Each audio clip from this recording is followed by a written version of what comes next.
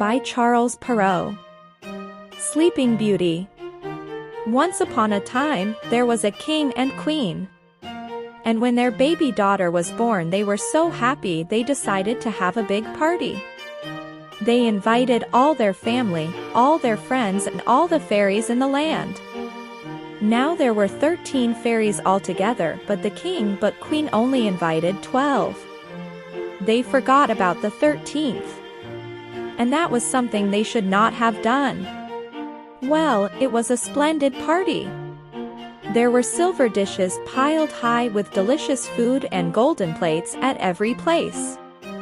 And when everyone had finished eating, the fairies gathered around the baby's cradle and they each made a magic wish.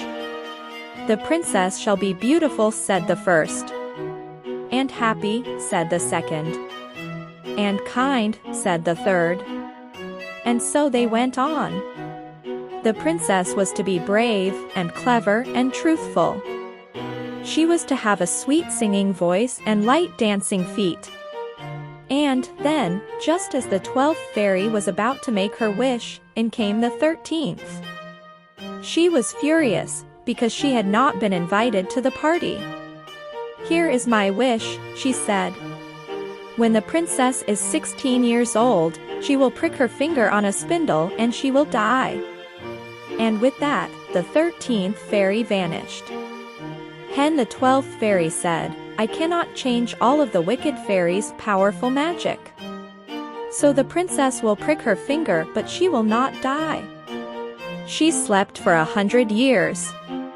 The king and queen thanked the fairy for her kindness, but they were not happy.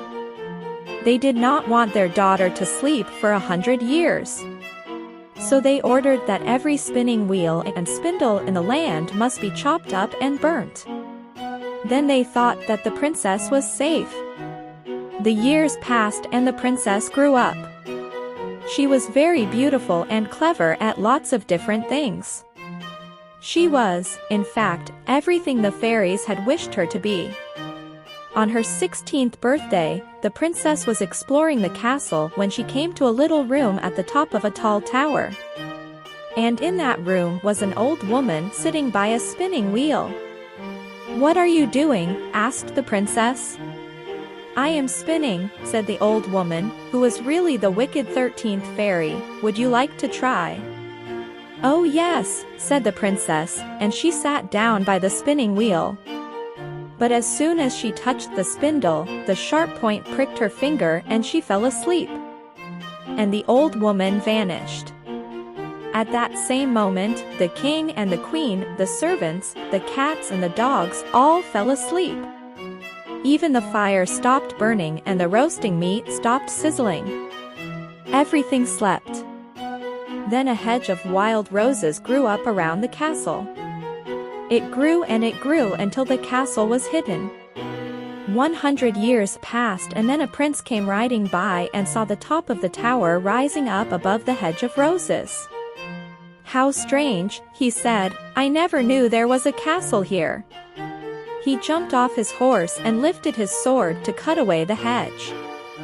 But as soon as the sword touched the branch, a path opened up in front of him. So Prince walked freely through the hedge. He entered castle and walked from room to room. Imagine his surprise, everyone and everything was fast asleep. At last he entered a little room at the end of a tall tower and he saw the sleeping princess.